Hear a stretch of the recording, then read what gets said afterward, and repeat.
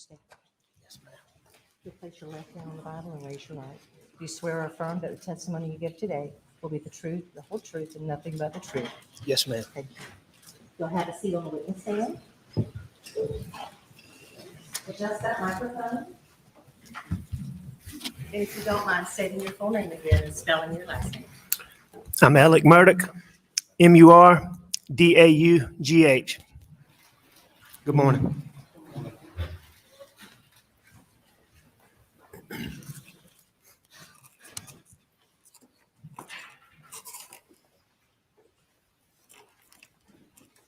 Ever.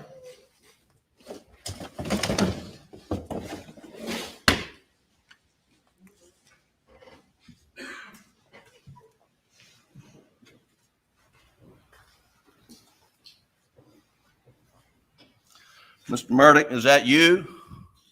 On the kennel video at 8:44 p.m. on June 7th, the night Maggie and Paul were murdered. It is.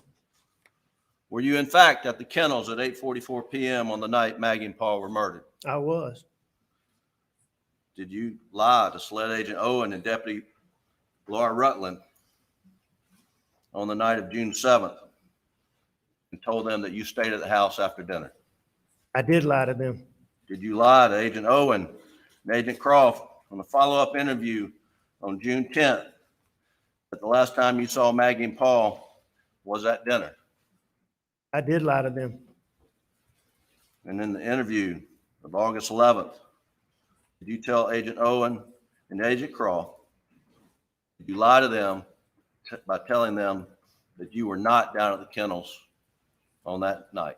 Yes. Alec, why did you lie to Agent Owen, Agent Croft, and Deputy Rutland about the last time you saw Maggie and Paul? As my addiction evolved over time, I would get in these situations or circumstances where I would get paranoid thinking. It could be anything that triggered it. It might be a look somebody gave me. It might be a reaction somebody had to something I did. It might be a policeman following me in a car.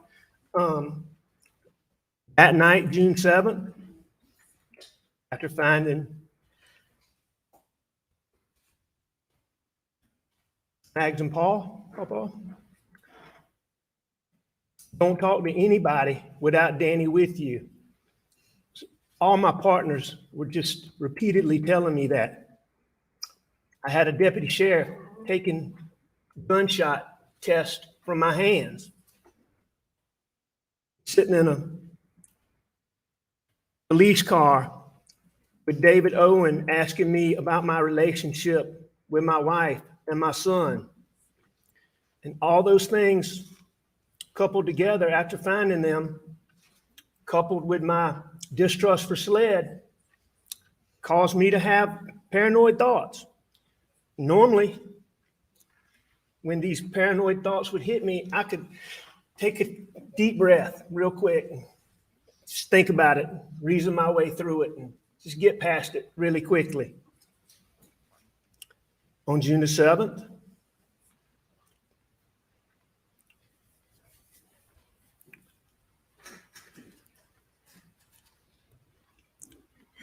I wasn't thinking clearly. I don't think I was capable of reason. And I lied about being down there. And I'm so sorry that I did.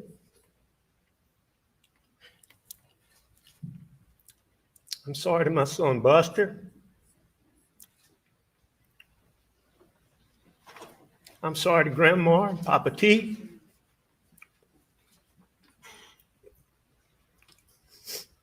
I'm sorry to both of our families.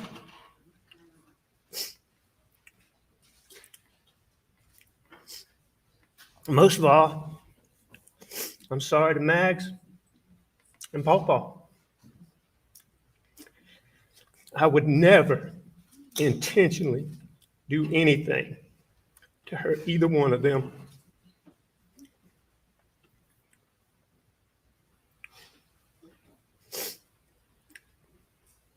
Ever. ever. Did you continue lying after that night? Did you not? But once I lied, I continued to lie. Yes, sir. Why?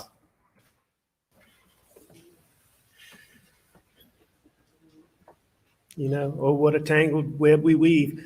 But once I told the lie, then I told my family, I had to keep lying.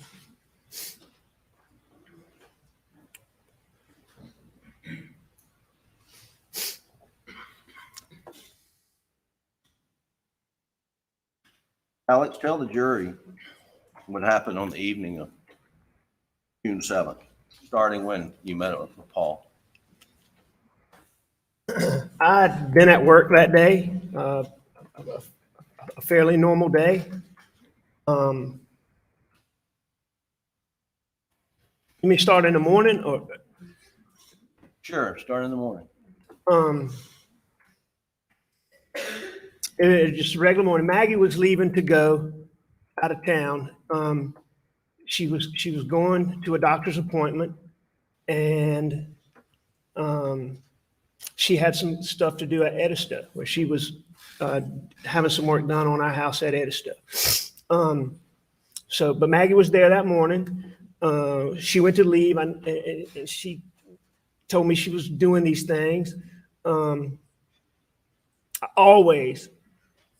always asked Maggie to come back home and stay with me. But anyway, Maggie had left. She did her thing. I went to work, did work. I learned from Paul that. Who's Paul? That's Paul, my son Paul Murdaugh. And your name for him was Paul. Yeah, we called him Paul. Okay, go ahead. I'm sorry. And Buster, Maggie, I called him Paul or Paul Terry, but Mags called him Paul. Buster called him Paul. A lot of people called him Paul. But anyway, I learned about I'd known that CB, the guy that worked for us, had sprayed the sunflowers. I knew about that, but I'd been out of town. I didn't know they were dead. Paul let me know they had died. So we had to replant the dove field. That's our dove field, which the dove field is just a big social part of having property. People come, and it's just a social big part of it. So the dove field was a big deal. So when the sunflowers got killed, we knew they were dead. Paul was coming home. And I learned that early Monday morning. And and we'll catch back up, but at some point in time, did you meet up with Paul? Yeah, after work, I met Paul at the property. And we're going to backfill and talk about more of the day, but I just want to focus in on that evening right now. Okay. When Paul gets to the property, what do y'all do? First thing we do is we go to the dove field, and we look at the dove field. And how'd you get to the dove field? he had come in my brother's truck. We got in my son Buster's black pickup truck. We called it Buster's truck, or the black pickup truck. You've heard it called too, but I call it Buster's truck. Okay, so you're in Buster's truck, and you go to the dove field. Tell the jury what else. Well, that's the first thing we do. We go to the dove field and we look, and it was clearly, it didn't, you could tell they were, you could tell they'd been sprayed, and you could tell they were dead. They might have still had a tiny bit of life, but they were dead. So we knew that. So we knew we had to replant the whole field. So that didn't take but a second. But after that, Paul,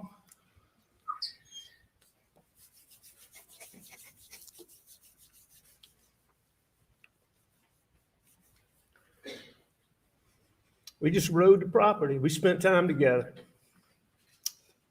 We rode around and we spent time together on the property. Did you go to the duck pond? Oh yeah, we went to several food plots. We went to single oak stand, we called it, which is across the road. I know we went to the bridge stand. We went to the duck pond where we stayed for a minute. And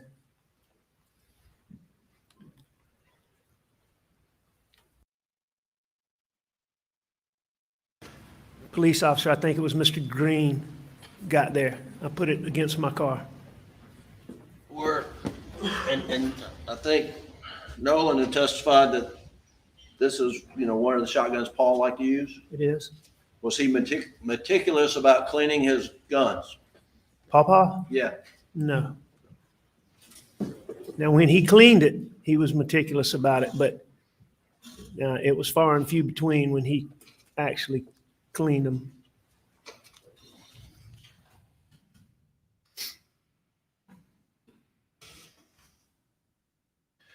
Your shirt went through testing and analysis, and you were part of this case, provided results of that, were you not? Yes, sir. I mean, I wasn't provided at the time. I've seen them Right.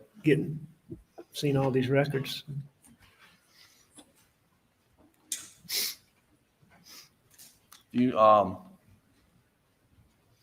Just let me ask you, did you get on your shirt high velocity blood spatter from being within a distance of a shooting Maggie or Paul? There's no way that I had high velocity blood spatter on me. Had you seen reports that said that at one point in time? I have seen reports that said that. Just to be clear, were you anywhere in the vicinity when Paul and Maggie were shot? I was nowhere near Paul and Maggie when they got shot. I'm listening in with you folks, just so you know.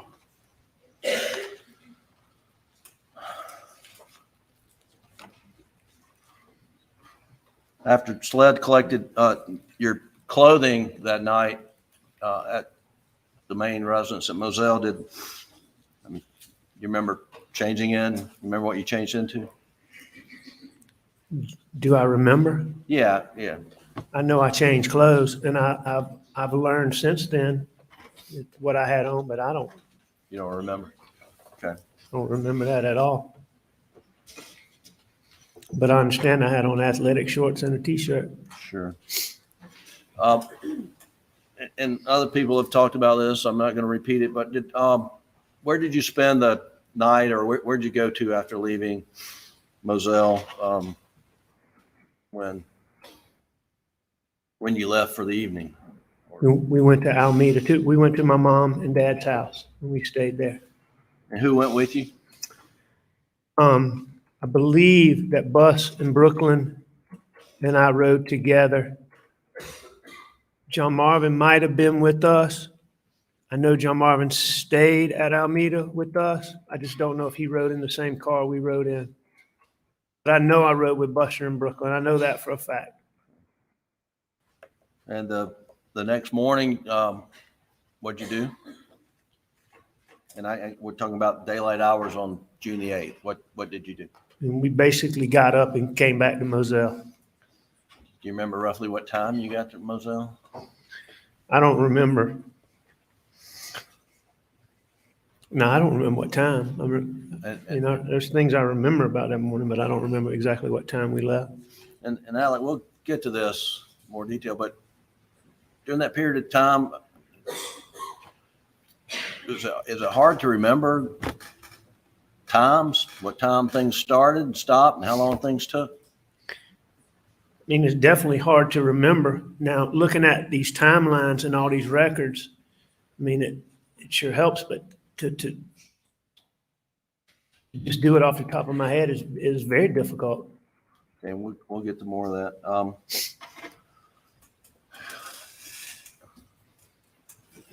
When you went back to Moselle on the morning of June the 8th, do you know whether you took a shower there, or took a shower at Alameda, or took a shower at all? Now, I know we took a shower at Moselle. I did not take a shower before I left Alameda. We basically got up and went to Moselle. Maggie's mom and dad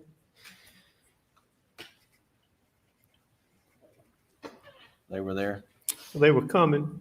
Thank you, 616 Love. Tell them, see them. We got up, and we got up from Alameda, and we left, and we went to Moselle. And you,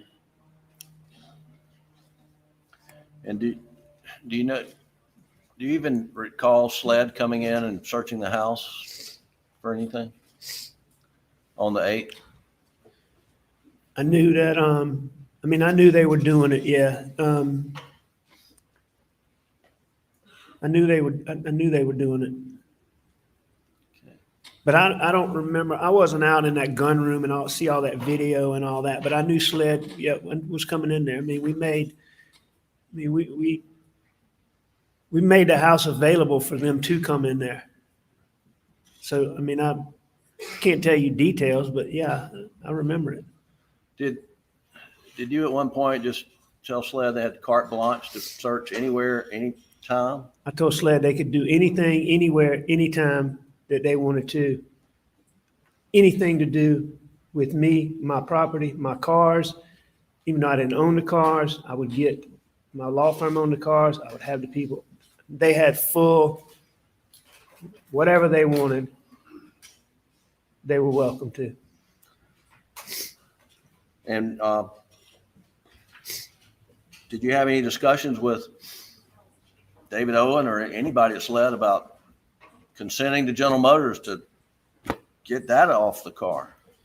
Every time that I talked to David Owens, I would ask him about getting OnStar data and GPS data from phones. And why was it important to you to get OnStar data and GPS data from the phone? To confirm where I was saying I went, what I did, GPS.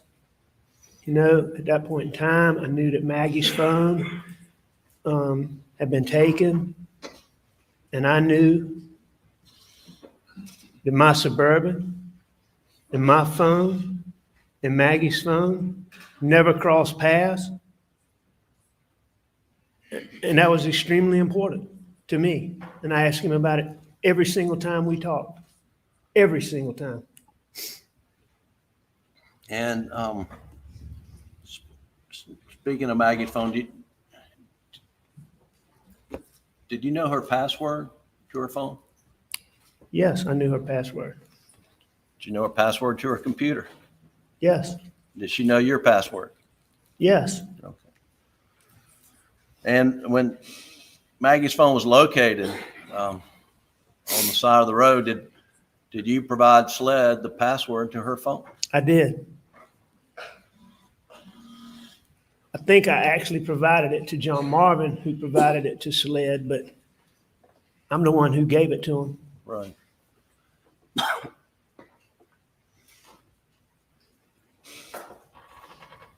And your knowledge that Maggie's have these location services on her phone, she used them frequently. All the time. One of Maggie's things that she liked to do was there's that app called Find My Friends that you can see what other people are doing and they can see what you're doing. Maggie loved me, Bus, Pawpaw, Brooklyn, Grandma, Papa T, Marion, the three girls, Lizzie, and there were a few others, but the people that were closest to her, she had them all in her phone, and she loved to look at that phone and see where people are, and she'd love to surprise you. Like, let's say you're at Walmart, she looks on there, and she'd love to text you, get me a TV from Walmart or something, like she follow you and see where you were. She used it all the time. And so, I just knew that there would be GPS data on Maggie's phone. Alex, when you're being interviewed on the night of June 7th and again on June the 10th, what was your understanding as to why they were interviewing you? Why were you being interviewed? On By June the Sled. 7th and June the 10th? Yes, sir.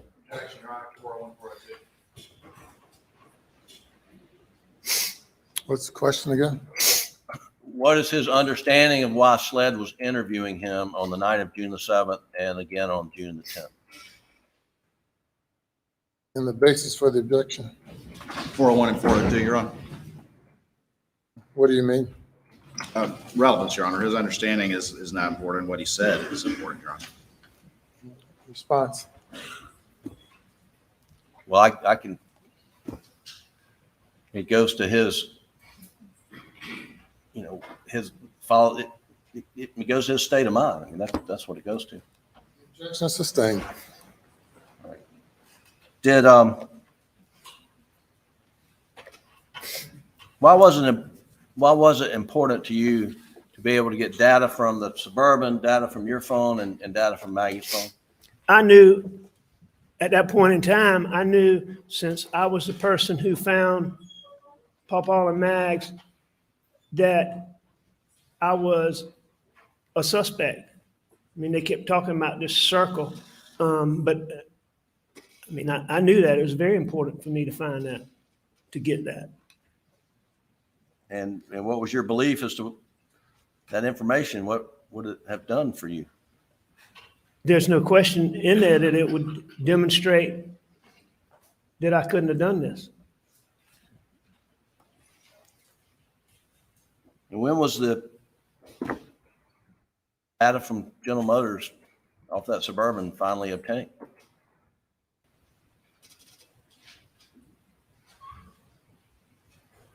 It was either this past Saturday or the Saturday before that, according to what was said in this courtroom. During this trial? Absolutely. And to your knowledge, was GPS data ever able to be located off Maggie's phone? No, I mean, not just to my knowledge, it was not able to be gotten. You know, the testimony was in here that it couldn't be gotten. It only went back to June the 9th. Everything before that was erased on Maggie's phone. Now, when starting June the 8th, when that Moselle, did a lot of people come to support you, be with you on June the 8th? On June the 8th, Yes, sir. like the next day? Right. Yes, sir. A lot of people. And you mentioned your Maggie's parents and family came as well. Yes, sir. From that moment, June 8th, when folks, family came and to Moselle and you met with them, were you left alone by any of your family members the rest of that week?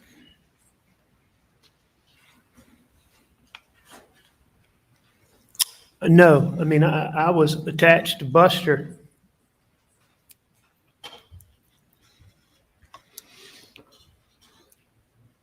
At the hip. But, I mean, And what no, happened on? I wasn't. And And what happened on June the 10th? Besides being interviewed by Sled? My dad died. My dad passed. And where did you stay and with whom did you stay on the night of June the 8th, the night of June the 9th, the night of June the 10th? On the night of June, you asked me to start on the 8th? The 8th, yes, sir. All right, starting on the 8th, I stayed with Buster every night. I stayed with Buster, and as long as Brooklyn was there, I stayed with Buster in Brooklyn. But we stayed with, I'm pretty sure that's beginning on the 8th. I know the 7th we stayed at Alameda, and I believe on the 8th we started staying at John Marvin and Lizzie's at Greenfield. And How far is Greenfield from Alameda? As the crow flies, I mean, it's no distance. It's less than 5 minutes. It's probably few minutes away. And who stayed there? Did John Marvin and his wife Liz stay there as well? Yes, John and Lizzie. All right, John and Lizzie stayed there and their kids, Bus and Brooklyn and I. I know Bubba and Maymay stayed there. Well, Lizzie's mom and daddy stayed there.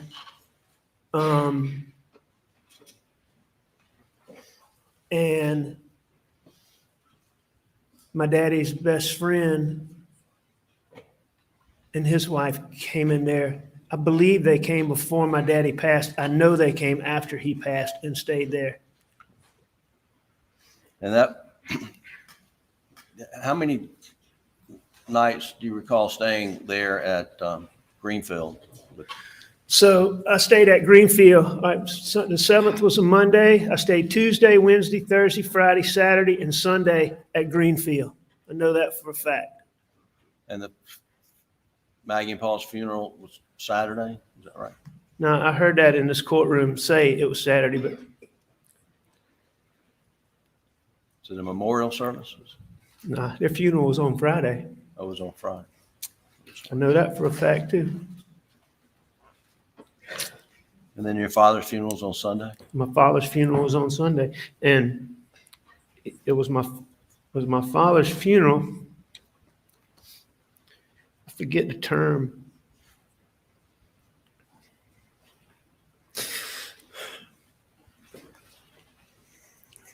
But Sunday, I mean, that's when we put Papa and Mags. That's when we buried him. We didn't bury him when we had the service on Friday, because I don't think they were done. But that's when we buried them, along with my dad, on Sunday. And Alec, what'd you do with the following week, that Monday, Tuesday, Wednesday?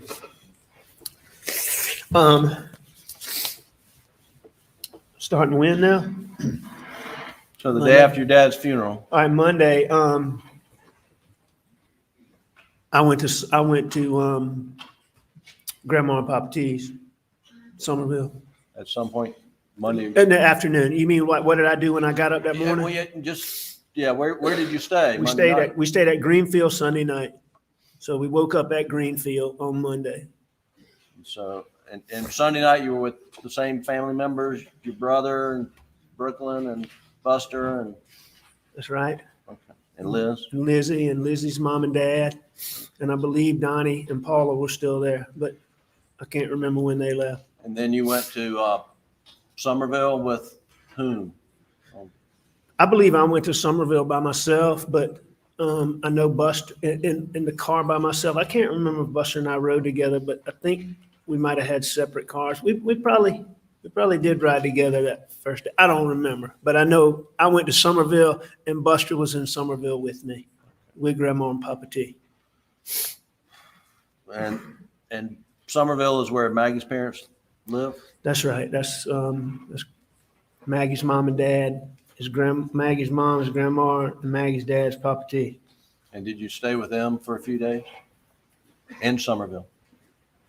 I stayed with them longer. In Somerville, yeah, I stayed with them.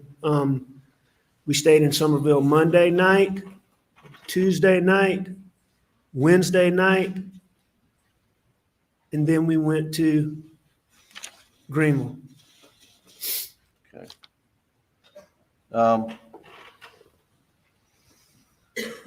And what was in Greenville?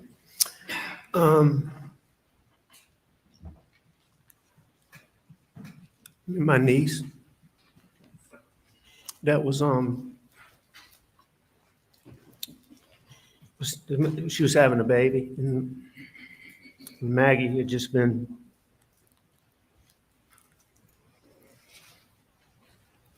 She's just been so excited. So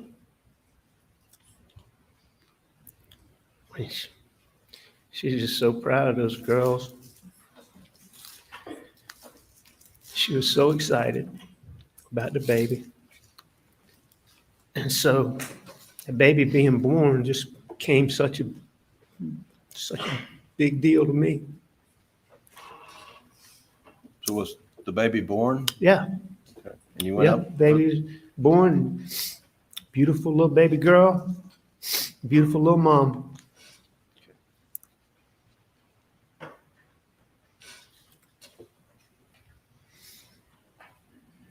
And then did you go up to the lake after that? We did. Well, I mean, we stayed at this lake, Kiowee, that y'all heard about is really close to Greenville. And so when I say we went to Greenville, we really went to Lake Kiowee. But we went up there because, you know, when she had the baby, I want to say the baby might have gotten born shortly after we got there, like Thursday, but I think it was Saturday before we could go and see them and see my niece and see the baby. So, you know, I mean, that's where we went, was to Lake Kiowee. But they live in Greenville.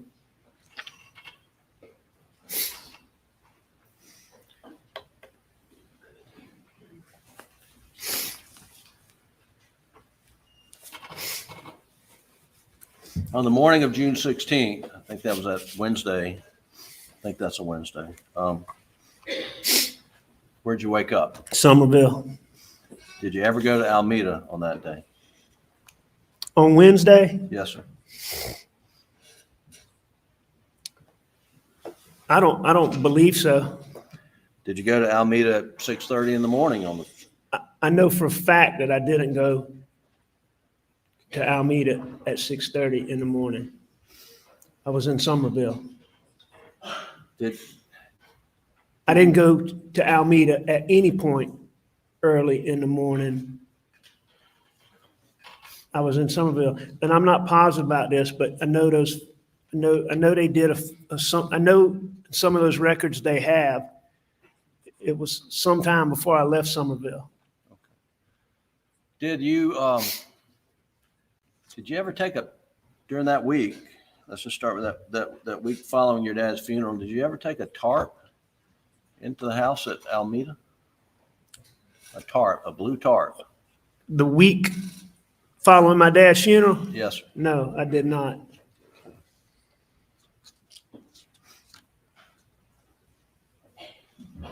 There's been, I don't know where it is in any of these boxes, but this blue rain jacket. Have you ever seen that before?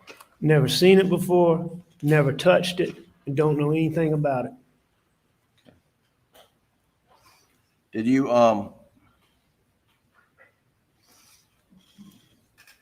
did you ever remember taking a tarp at any point in time over the house at Alameda? No, I don't remember it. I don't remember taking a tarp over there, but, you know, I mean, Shelley's got something in her mind about that, and there may have been some point, but I certainly don't remember it. And it certainly wasn't anytime around my dad's funeral or the weeks following.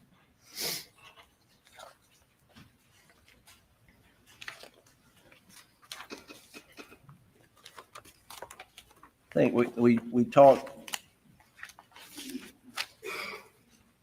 briefly about your recollection of times, and Okay. and I just want to play Doug from State's Exhibit 517, which is the August 11th interview, starting at 5 minutes and 52 seconds. You could pull that clip up, and I want you to listen to this. Okay. Tell me again what it is. It's August 11th interview, starting at 5 minutes and 52 seconds. All right.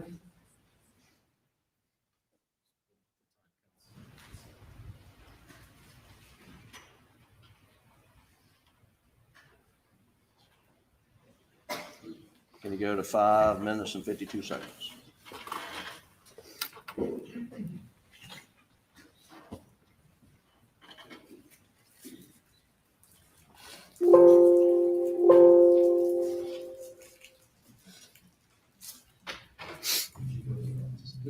Who was at your house when you left? And what time did you go to the office? We have been, Who was at your house when you left? And what time did you go to the office? we have been to a ball game that weekend. I don't remember exactly what time. It would have been,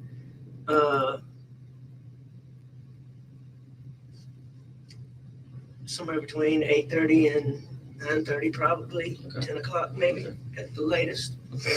Something like that. Al, on this tape, were you being asked when you went to work on the 7th? Yes. And you said 8:30 to 9:30 in the morning? And then I think said 10 o'clock at the latest. Is that correct? No, it wasn't. Now I've seen all these records. What does it look like? What time you went to work on the 7th? A little afternoon. All right. If we'll go to the Doug States Exhibit 243, which is the June 10 interview. You know, Mr. Griffin, on that same date, though, I also, if you play that thing, and I don't know if it's right then, but if you play that further, I also told him the best way to see exactly when I went in that door is to go and get my information from my law firm. And I told them that we have a, you know how things are electronic now, where you don't have a key, you have a key card. And you have a key card in your wallet. And so when you use it, it creates like all this other stuff, a digital footprint. And I told David Owens that he could go get it from my office. And was that a common response of yours when you were asked about specific times, that you would give them your best estimate, but you would point them to where they could find the most accurate data? Yes, sir. You did that more than once? Yes, sir. So if we've got the June 10th interview, which is States Exhibit 243, and Doug, I'd like to go to 9 minutes and 59 seconds. And here you're being asked, when did Paul arrive at Moselle? Roughly what time in the afternoon? I would think it'd be somewhere in the 5 o'clock range, a little bit. It was broad daylight when it wasn't dusk, dark, or late. Okay. And we rode, we just rode around. We rode around. So did you tell him on June 10th that Paul got there at 5 o'clock time period? Yes, sir. Yes, sir. I obviously did. And was that incorrect? Yes, sir. It was incorrect. And what time did you, looking at the records now, what time did it look like Paul actually got there? And looking at the records, it's clear that he got there sometime around 7 o'clock. At some point in time, you have a conversation with Shelley Smith about, how long you were over at Alameda on the night of June the 7th. Do you remember? I don't distinctly remember having a conversation with her about how long I was over there, but I know that I told Shelley Smith that Sled was going to come and talk to her, and that I'd appreciate it if she would talk to them, and that she just needed to tell them the truth. And did you take extra care not to talk to people that you knew Sled would be talking to? Absolutely. And why is that? After this boat wreck that you've heard so much talk about in this courtroom, there were social media, newspaper. It went deeper than that, but there was so much talk about how I, fixed witnesses and structured the investigation, just things that were totally false, that were absolutely baseless, but it was said repeatedly. It was reported repeatedly how I'd done this and with this witness and influenced this police officer and all these things. So I wasn't taking any chances.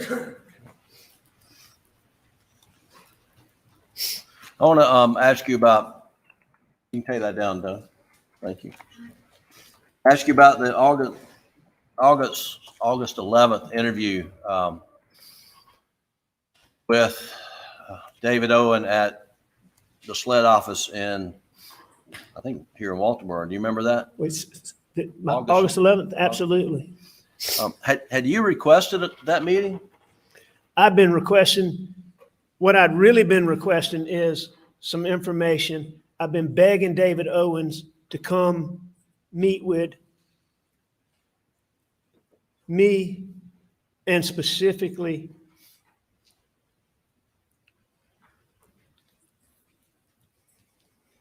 I wanted Grandma, Papa T. There were so many questions that I couldn't answer. And I've been begging him to meet with me and to meet with Grandma and Papa T. I've been begging him for weeks. So I And want to weeks. present this question to everyone who feels he's not guilty. And I'm not putting down anybody who Into the feels that meeting way. on If August he's not 11th, did you guilty, think who do you that's think what it was is for? responsible Give you an for update. these two murders? Yes. I just want to see what we get in the chat here. And at the conclusion of the meeting, they let you know that you're their prime suspect. What was said.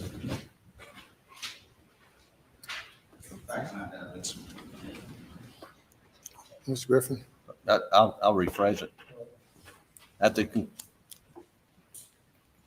By the conclusion of the meeting, did they make it known to you that you were suspect?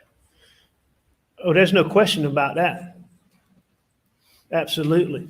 Now, he used a lot of, I mean, you hear it talk about how I'm in this circle and he can't get me out and this and that, but there's no doubt in my mind. There was no question in my mind what was going on. And during that meeting, did they show you the Snapchat video of you trying to stand up the fruit tree? Yes. And were you questioned about what clothing you were wearing? And I can't remember this. I can't remember if he showed me the whole video or he showed me a picture of it. But I was definitely showed that information. I was definitely shown those clothes in that meeting on August the 11th. And what clothes were you wearing? The same ones you see in, And do you remember what kind of pants it was khaki pants. and what kind of shirt? It's a button down, short sleeve button down. I call it a dress shirt, but a short sleeve button down dress shirt. Like shirt you got there, but just short. Just like sleeve? this, but short sleeve, and it was colored And it was, what color was it? blue, blue with some blue stripes. And were you questioned about when you changed out of those clothes? I was. And did you have a follow-up? Did you have a conversation after that meeting with Sled with Blanca about what you were wearing that day? Absolutely. And what was the purpose of the conversation with Blanca? Well, they made an issue about that in that meeting, and I asked Blanca about those clothes that I had on earlier that day. Did you ask her specifically about the blue shirt? I asked her specifically about all the clothes. Okay. What I asked Blanca about specifically was, did she remember getting my clothes after she came back? When she came back to Moselle, did she remember getting my clothes? Is specifically what I asked her. I see. And why were you asking her those questions? Because on August the 11th, they had made an issue about me still wearing those clothes, not having changed clothes when I was in that Snapchat video. So that's why I went to Blanca.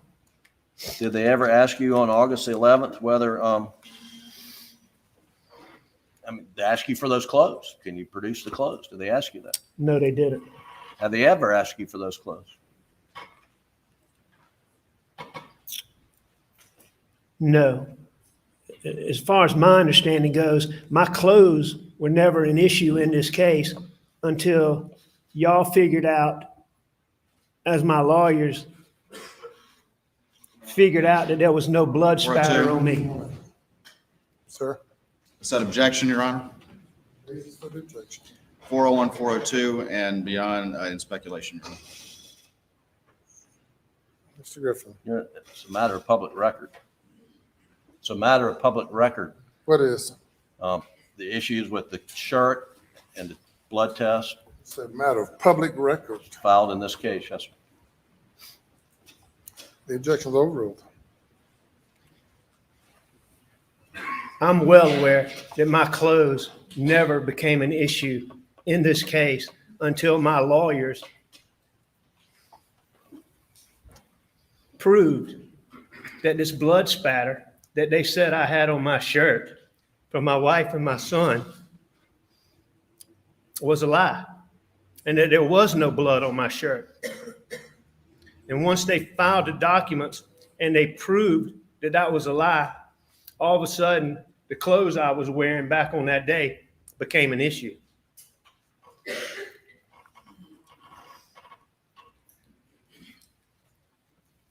And that's in the weeks leading up to this trial. Now, Alec, after the Maggie and Paul were murdered on June 7th and 8th,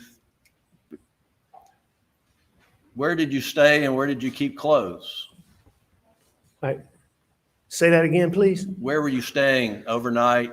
Well, let me ask you this. Did you ever spend another night at Moselle after June 7th? Never spent another night at Moselle. Why not?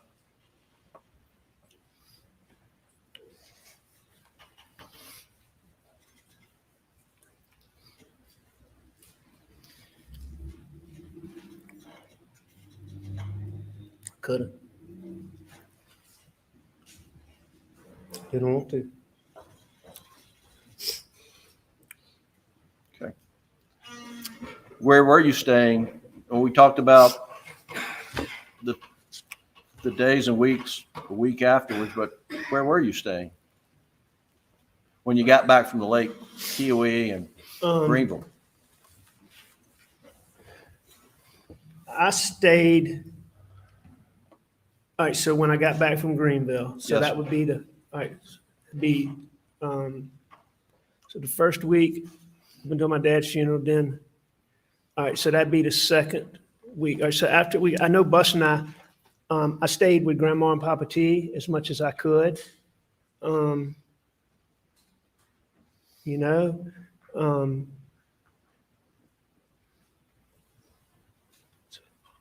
I stayed with,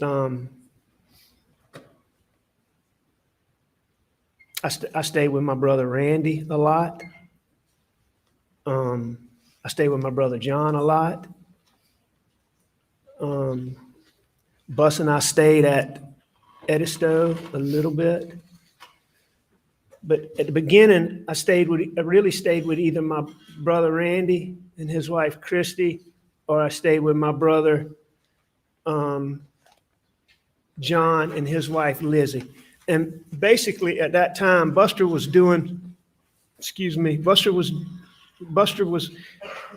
worked for Wild Wing at that time, and they've been so kind to him and they let him be off just for a ridiculous amount of time. They were so good to him.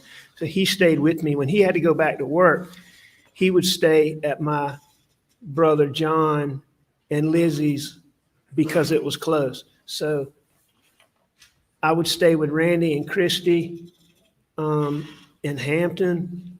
When Buster was there, I would almost always go to John and Lizzie's when Buster was there. I would go to John and Lizzie sometimes when Buster wasn't there. But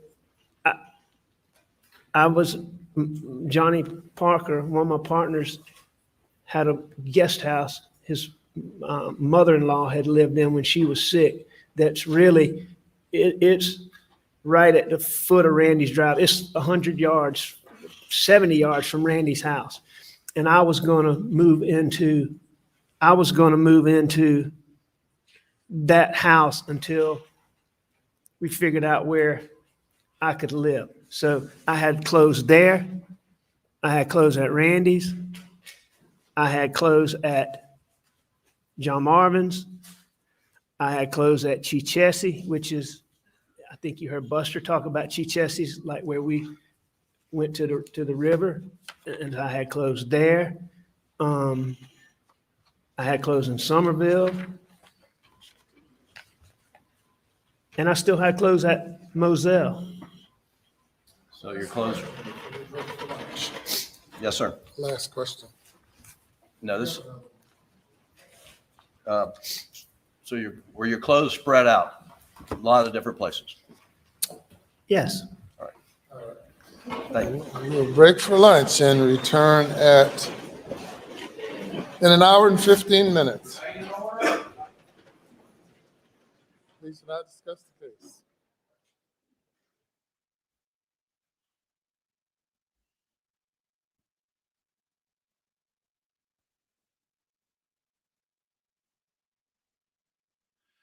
So I want to just have a little bit of a conversation with you guys before we break and then come back, because I can't wait to see the cross exam of. Recess, let's see, it's 1:25. Let's see. What's that? Hold on, I just want to see this. Show the court. 2:40? Recess till 2:40. All right, so they're going to be back 2:40 Eastern time. And there you have the infamous clock. I want to go back because before they broke for that 10 minutes and then came back, there was several other people that were brought up by the defense. But this testimony, again, for me is something that I've testified so many times in court, but this is such a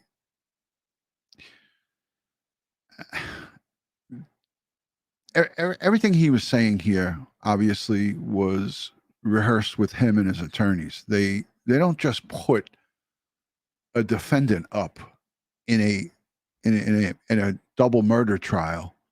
You don't see this happen often. Many defense attorneys advise against this, and I feel strongly that the reason he's up there is because he pushed his own attorneys to let him talk. And let me know what you guys think in the comments section and down below in the chat, here in the chat, and then down below in the comment section. I feel that he is controlling what's happening right now, and I think his defense team advised him against this. But again, with very well coached statements and questions and answers. In other words, this is what we're going to ask you. This is what you're going to answer. And his trial prep for this part of his testimony is not just done off the cuff. It's done with a lot of planning. So I was playing for you the early part of his testimony, and I want to get to that. I want to get back to it because this is before they took the break and then he came back. So I want to make sure I got it where there is that break in the action. Where is it? Where is it? I thought it was pretty noteworthy to listen to. To take the stand. All right, here we go. So this is him taking the stand. I want you guys to see how he addresses he's looking at the jury, by the way. Just take notice when he gets up there, he angles his chair. You don't see any other people who testified thus far in this trial intentionally angle their seating position so they're facing the jury. He knows that he has to appeal to them, and this is showtime, right? So his chair gets angled towards the jury. Somebody in the chat picked up on that and said, who is he facing? Who is he talking to? And at some points, he looked at the prosecution and pointed to the prosecution table, but his chair was angled towards the jury. You give today will be the truth, the whole truth, and nothing but the truth. Yes, ma'am. Thank you. You'll have a seat on the witness stand. Watch when he sits down here. Yes, little Patty, I did. Watch what he does. Watch. He angles If you it. don't mind stating your full name again and spelling your See, last name. he's turning. I'm Alex Murdaugh, Murdaugh. Good morning. Hey, he's facing him.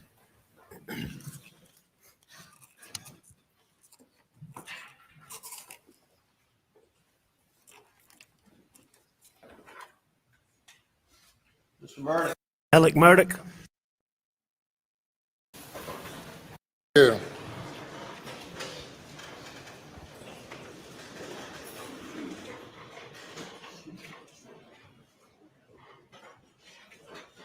Ma'am, you will not be able to sit. You cannot sit there. Yes, ma'am. You'll place your left hand on the Bible and raise your right. Do you swear or affirm that the testimony you give today will be the truth, the whole truth, and nothing but the truth? Yes, ma'am. Thank you. You'll have a seat on the witness stand. He knows. Adjust that microphone. And if you don't mind stating your full name again and spelling your last name. Yeah, see, he doesn't I'm Alex hang on Murdaugh. himself. Murdaugh. Good morning.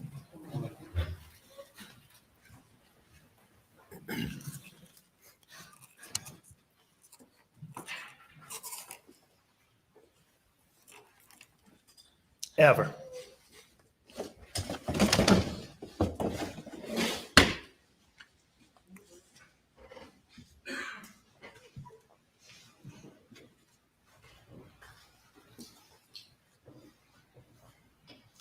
Mr. Murdaugh, is that you?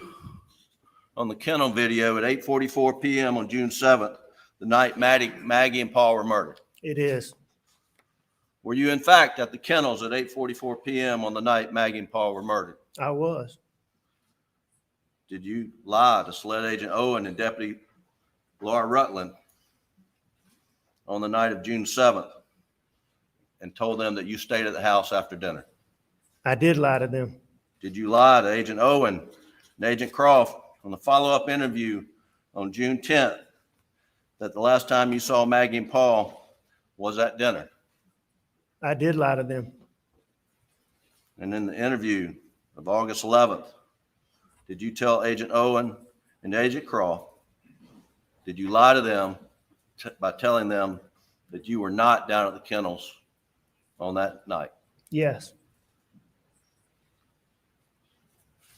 Alec, why did you lie to Agent Owen, Agent Croft, and Deputy Rutland about the last time you saw Maggie and Paul?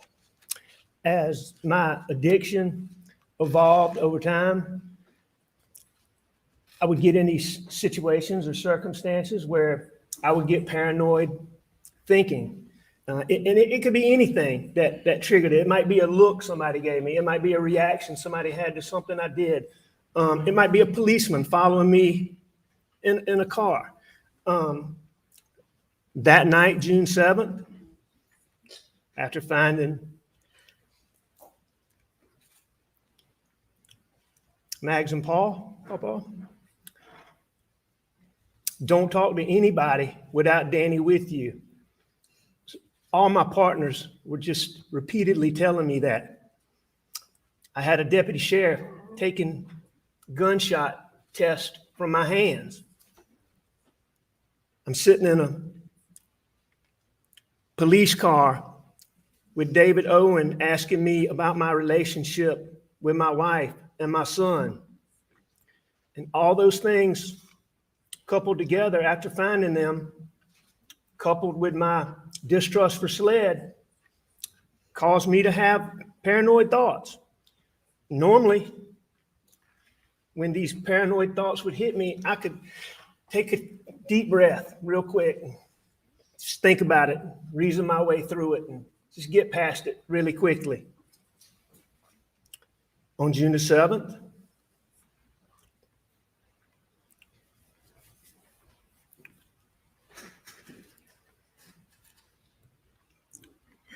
I wasn't thinking clearly. I don't think I was capable of reason. And I lied about being down there. And I'm so sorry that I did.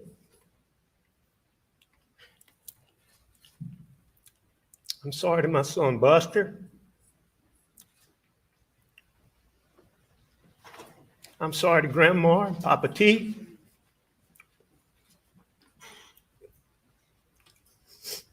I'm sorry to both of our families.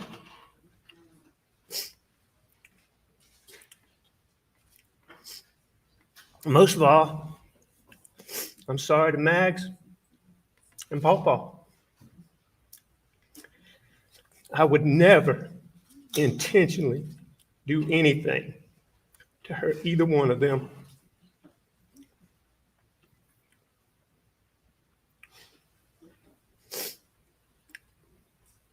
Ever. Ever. Did you continue lying after that night? Did you not? But once I lied, I continued to lie. Yes, sir. Why?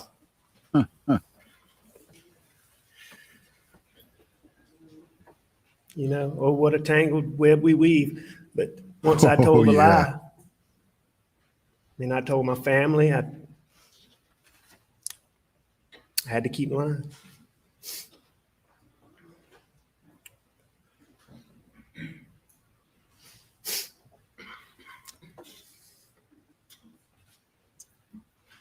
Alex, tell the Oh, jury hell what no. happened on the evening of June 7th, starting when you met up with Paul. I'd been at work that day, a fairly normal day. You mean start in the morning or? Sure, start in the morning. It was just a regular morning. Maggie was leaving to go out of town. She was going to a doctor's appointment, and she had some stuff to do at Edista, where she was having some work done on our house at Edista. But Maggie was there that morning. She went to leave, and she told me she was doing these things. I always asked Maggie to come back home and stay with me. But anyway, Maggie had left. She did her thing. I went to work, did work. I learned from Paul that Who's Paul? that's Paul, my son Paul Murdaugh. And your name for him was Paul. Yeah, we called him Paul. Okay, go ahead. I'm sorry.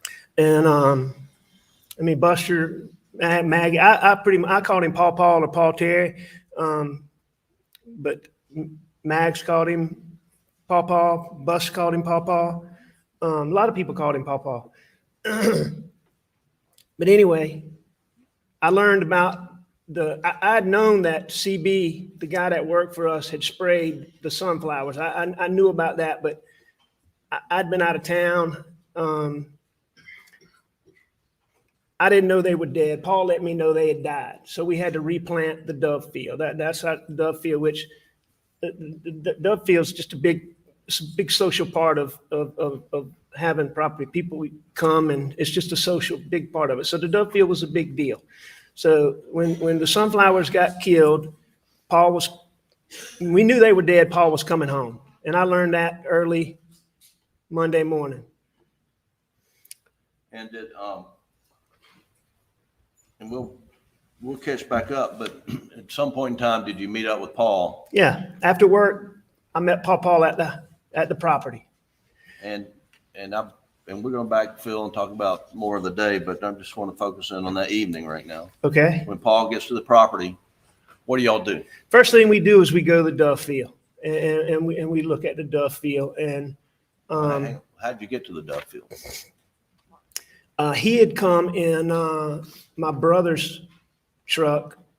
We got in my son Buster's black pickup truck. We called it Buster's truck, or the black pickup truck. You've heard it called too, but I call it Buster's truck. Okay, so you're in Buster's truck and you go to the dove field.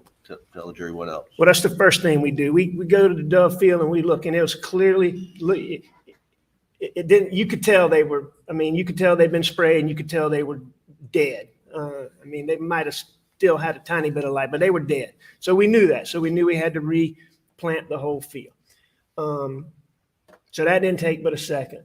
But after that, Paw,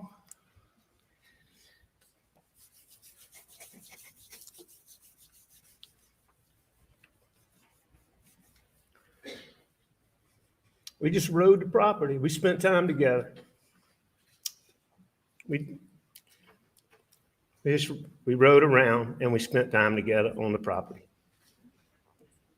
Did you go to the duck pond? Oh yeah, we went to several food plots. We went to Single Oak Stand, we called it, which is across the road. I know we went to the Bridge Stand. All right, I'm going to stop it here, but I wanted to replay that so you guys could see the beginning for those of you who might have missed it. I'll be back when they come back from their lunch break. So we'll have a little bit more of a conversation. But again, let me know in the comments what you think of Murdaugh's testimony today thus far. They're at a lunch break and they're coming back at 2:40. So if you could leave me a comment down below, and if you're not yet subscribed, consider subscribing.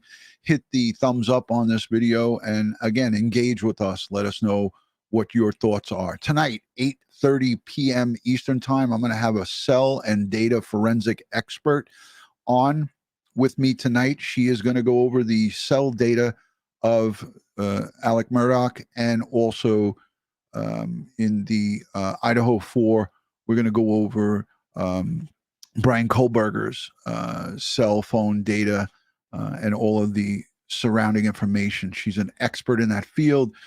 She worked in a prosecutor's office in the computer crime squad. So tonight, 8:30, you guys will be directed to that video right after this one. If you could put the reminder bell and join me 8:30 p.m. Eastern tonight, where we will have a discussion on cell phone data and vehicle, also vehicle diagnostic data as well.